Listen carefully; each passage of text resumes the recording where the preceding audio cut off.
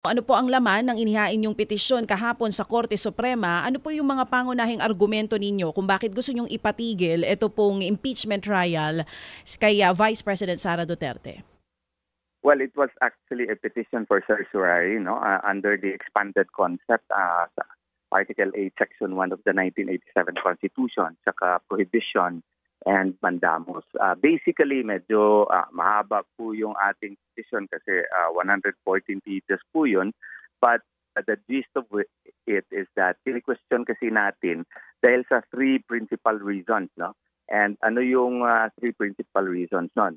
Number one, there was malicious non-action of the first three impeachment complaints, no, which effectively circumvented the ruling of the Supreme Court in Francisco versus House of Representatives. No, may tatlong complaints na before na hindi inaksyonan, dapat mandatory kasi na aksyonan yun, no, kasi nakasaad po sa ating konstitusyon under Article 11, no, Section 3 po na ang dapat noon na pag may impeachment complaint, it should be subjected to the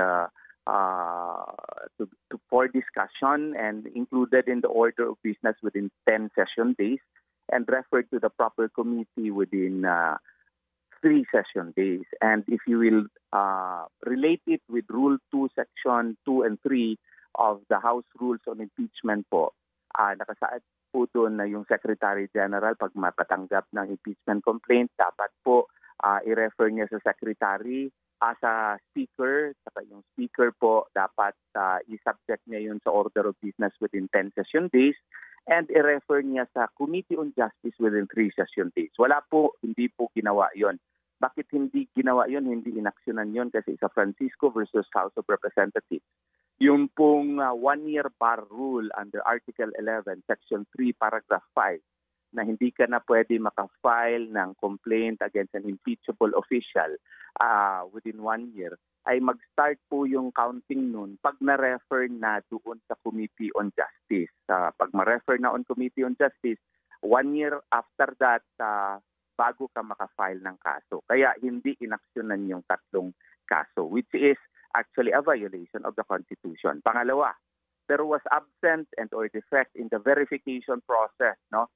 Yung mga members ng House of Representatives nakaperma lang po without reading and examining it thoroughly in violation of the standards determining probable cause, raising concerns about validity and due process. Kailangan kasi nandun sa ating konstitusyon na bago ito ma-refer sa Senate for trial forthwith, the complaint must have been verified, which means that the members of House of Representatives should have studied it thoroughly. The evidences attached thereof should have been assessed properly, which in this case was absent in the light of the fact na minadali po, parang blitzkrieg fashion po. So therefore, it violates the constitutional provision on verification. Impeachable officer ito, high government official. So therefore, the impeachment process should have been solemn. It should have been followed strictly to the rules, so that because you are trying to remove a public official who has been elected by 32,208,417 votes. At the very least, kailangan alam mo kung ano yung pinarmahan mo, naintindihan mo, which is absent in this case. Number 3, there was grave violation of the due process clause as the Vice President, no, was denied prior notice and hearing an opportunity to respond the impeachment complaint before it was formalized and transmitted to the Senate.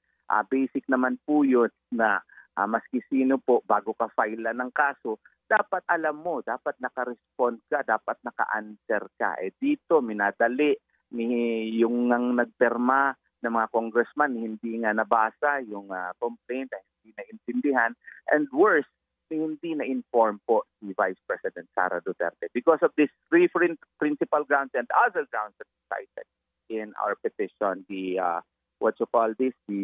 impeachment complaint should be deemed constitutionally defective, and it is jurisdictionally void and therefore has no basis and should therefore not be entertained by the Senate.